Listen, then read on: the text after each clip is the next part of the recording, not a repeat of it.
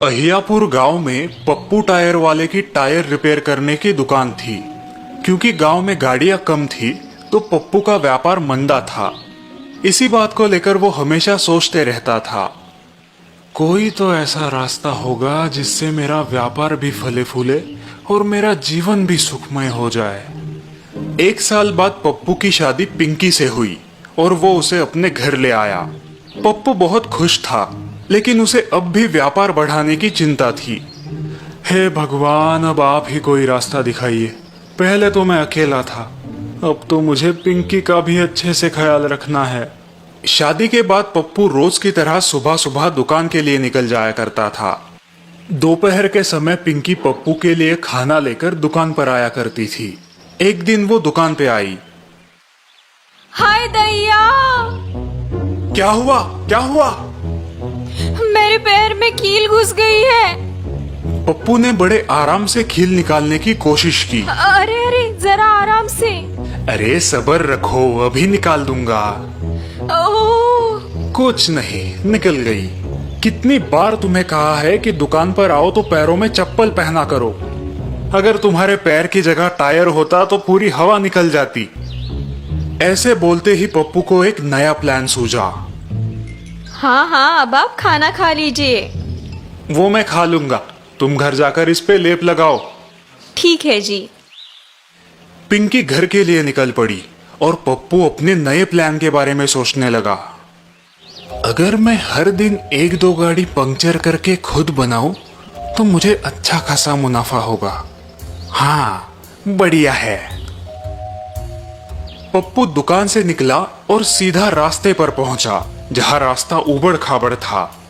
बस यही तो मुझे चाहिए। पप्पू वहां से सीधा एक हार्डवेयर की दुकान में गया। वहां उसने कुछ कील खरीद ली।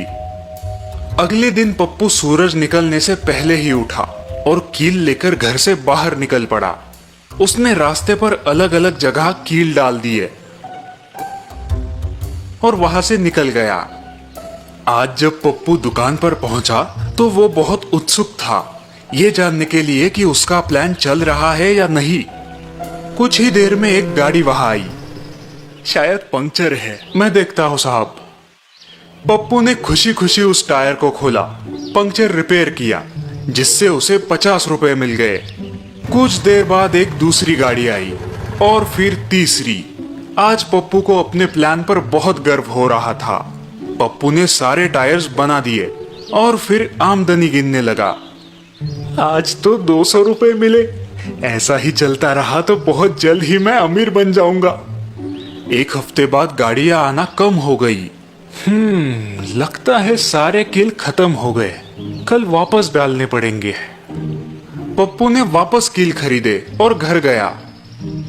अगली सुबह जब वो पथरीले रास्ते पर कील डाल रहा था, तभी एक गाड़ी चालक ने उसे देख लिया। अबे रुक, धोखेबाज कहीं के! वो गाड़ी चालक पप्पू के पीछे भागने लगा और उसने पप्पू को पकड़ लिया। उसने पप्पू को गांव की पंचायत के सामने पेश किया। ये आपके गांव का पंक्चर वाला धोखेबाज है। ये रास्तों पर खुद ही कील डालता है और पंक्चर निकालकर पैसे लूटता है।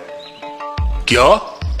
आज मैंने खुद इसे रंगे हाथ पकड़ा है और ये देखिए, इसके पास ये कील की थैली भी है। वही मैं बोलूं, मेरी गाड़ी रोज पंक्चर कैसे हो जाती है? हाँ हाँ, ये धोखेबाज है। इसे पुलिस के हवाले कर देना चाहिए।